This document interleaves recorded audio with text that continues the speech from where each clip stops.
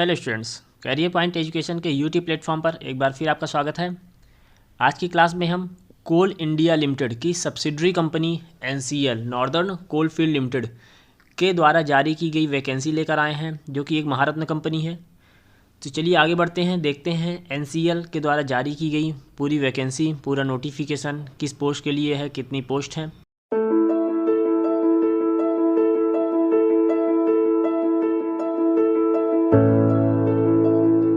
तो जैसा कि आप देख पा रहे हैं, ये जो एनसीएल के द्वारा जारी की गई रिक्रूटमेंट है वह मेडिकल एग्जीक्यूटिव के लिए है। मेडिकल एग्जीक्यूटिव के लिए रिक्रूटमेंट ड्राइव जारी किया गया है एनसीएल के द्वारा।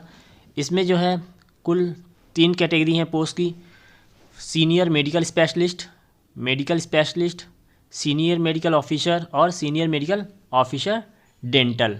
अगर बात करें टोटल पोस्ट की, तो सीनियर या फिर मेडिकल स्पेशलिस्ट की 20 पोस्ट है, मेडिकल ऑफिसर के लिए 28 पोस्ट और मेडिकल ऑफिसर डेंटल के लिए केवल 1 पोस्ट है। और जैसा कि आप देख रहे हैं यहाँ पर सैलरी जो है बहुत ही अच्छी सैलरी दे रहा है, वो लगभग 70,000 से 2 लाख के बीच का स्केल है पूरा।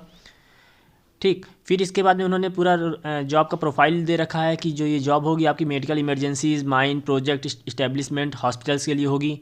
शुड इंश्योर मेक पीएमई, है ना, पीरियडिकल मेडिकल एग्जामिनेशन। इस प्रकार से जो भी पूरी प्रोफाइल है वो यहाँ पर दे रखा है। जॉब प्रोफाइल कुल मिला के ये है कि आपको हेल्थ सेक्टर में, आपको माइंस में जो भी इमरजेंसीज होगी उसके लिए आपको यहाँ वर्क करना होगा। इसके बाद में यहाँ पर एलिजिबिलिटी क्राइटेरिया दे रखा है। तो पहले बात करते हैं qualification and experience for post number 1 senior medical officer के लिए।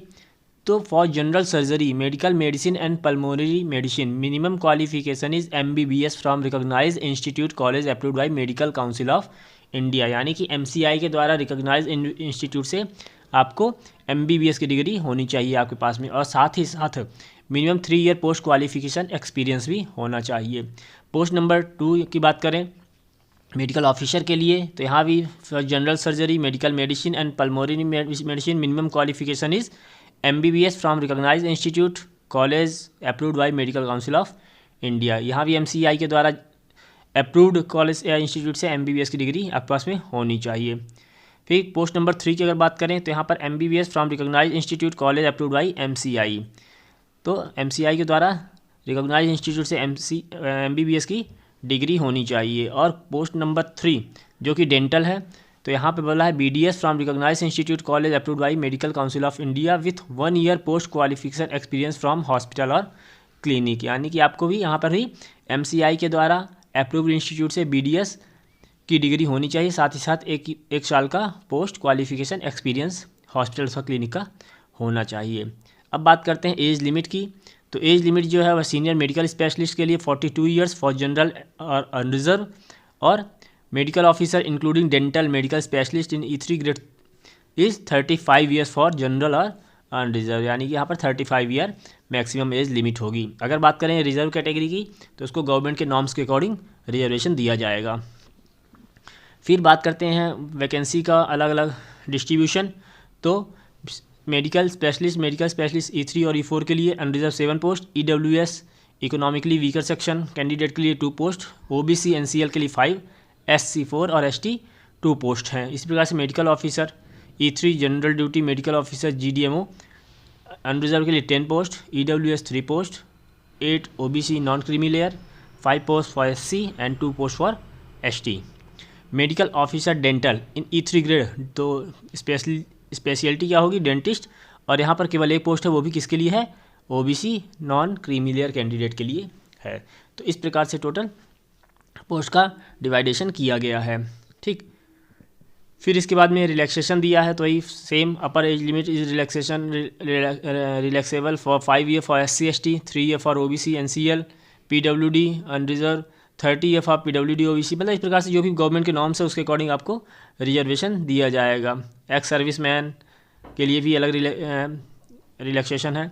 तो इस प्रकार से पूरे रिलैक्सेशन के रूल्स जो है गवर्नमेंट के ही अप्लाई होंगे। अब आपको अप्लाई करना कैसे करना है, आपको जो अप्लाई करना है वह जो एप्लीकेशन फॉर्म इस नोटिफिकेशन के लास्ट में दिया हुआ है, the sample application form for the post of medical executive is enclose here with.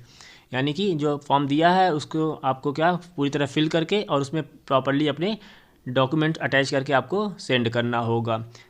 The candidates will be required to send the duly filled in application form as an advance copy in the format prescribed along with the self-attested copy of the testimonials through speed post to General Manager Personnel in address of the NCL headquarter Singrauli. यानी कि आपको अपने पूरे testimonials को self attest करके attach करके form को अच्छे से फिल करके आपको जीएम के ऑफिस में सिंगरौली भेजना होगा। क्लियर। उसकी लास्ट डेट होगी आपकी 30 अप्रैल 2021, यानी 30 अप्रैल 2021 के पहले आपका फॉर्म एनसीएल हेडक्वार्टर में पहुंच जाना चाहिए। उसके बाद पहुंचने वाले फॉर्म पर किसी प्रकार से इंटरटेन नहीं किया जाएगा। Clear. If more than one application receive from the candidate most recent application will be considered as final. जो आपका पहला होगा मोस्ट रिसेंट ही करेंट जो एप्लीकेशन होगा आपका उसको जो है फाइनल माना जाएगा। Documents to be submitted are as mention in the application format. तो एप्लीकेशन फॉर्मेट में आपके डॉक्यूमेंट कौन कौन से सबमिट करना है वो मेंशन किया गया है। फिर अब बात करते हैं मेथोडोलॉजी फॉर सिलेक्शन की। तो इसकी जो मेथोडोलॉजी है वह कोल इंडिया के नॉर्म्स के अकॉर्डिंग होगी, उसकी पॉलिसी के अकॉर्डिंग होगी, जो आपको coalindia.in/infobank/circulars पर मिल जाएगी। क्लियर। अब बात करते हैं इंटरव्यू सेंटर की। तो आपके इंटरव्यू सेंटर अगर हम एमपी की बात करें, मध्य प्रदेश की, तो सिंगरौली और जबलपुर ज़िले में होगा। यूपी की बात करें तो सोनभद्र और वाराणसी ज़िले में आपका इंटरव्यू शेड्यूल किया जाएगा। अब इसके बाद में वेन्यू जो है वह पूरी तरह से एनसीएल पर डिपेंड करता है कि आपको कहाँ पर बुलाया जाएगा इंटरव्यू के लिए। तो ये पूरा राइट किसका है? एनसीएल का है। The venue, time and date of personal interview will be communicated to the candidate through their email ID provided in the application form. Application form में आप जो ईमेल आईडी प्रोवाइड करेंगे उसी ईमेल आईडी पर आपको personal interview date और venue के लिए का पूरी इन्फॉर्मेशन आपको दी जाएगी। क्लियर। फिर इसके बाद में आगे बढ़ते हैं।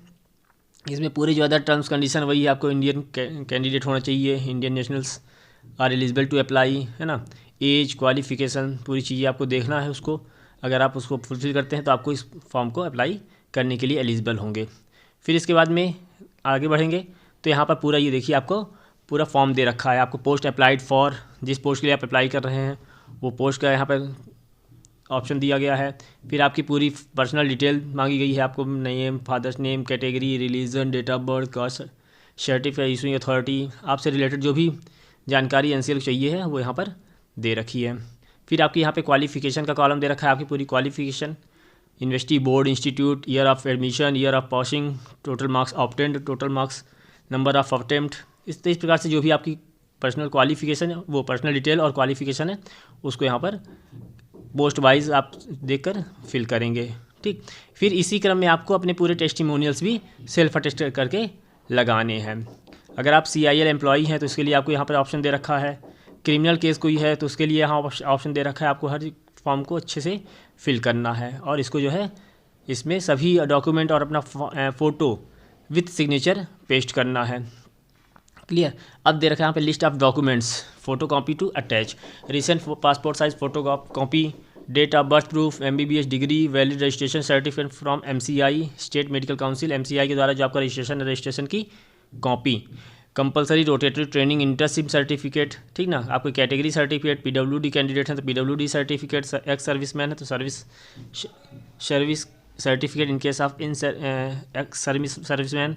तो इस प्रकार से आपकी पूरी दे रखा है। आपके OBC के कैटेगरी के लिए आपका एक्सपीरियंस सर्टिफिकेट, आपके यहाँ अगर जॉब कर रहे हैं तो आपको वहाँ से NOC भी लेना होगा, नो ऑब्जेक्शन सर्टिफिकेट भी लेना होगा, उसको इंटरव्यू टाइम पर आपको शो करना होगा। Clear. Proof of number of attempts for MBBS, आपको इसका भी एक प्रूफ देना पड़ेगा, आपने MBBS के कितने अटेम्प्ट दिए हैं। क्लियर। तो कुल मिला के इस प्रकार से पूरी जानकारी आपको फॉर्म पे अपने फिल करना है और उसको अच्छे से फॉर्म को भर कर अपनी जो आपके पूरे डॉक्यूमेंट्स हैं उसको सेल्फ अटेस्ट करके एनसीएल हेडक्वार्टर में 30 अप्रैल 2021 के पहले सबमिट करना होगा। क्लियर। तो ये थी पूरी जानकारी एनसीएल के द्वारा जारी की गई नई वैकेंसी मेडिकल स्पेशलिस्ट या फिर मेडिकल एग्जीक्यूटिव पोस्ट के लिए। इसके अलावा कोई और अपडेट आती है एनसीएल के द्वारा तो उसको हम अपने चैनल में लेकर आएंगे। तब तक चैनल से बने रहिए, वीडियोज़ को लाइक कीजिए, शेयर कीजिए, बेल आइकन प्रेस कीजिए ताकि आगे आने वाली वीडियोज़ की अपडेट आपको मिलती रहे। चलिए मिलते हैं अगली क्लास में। Thank you.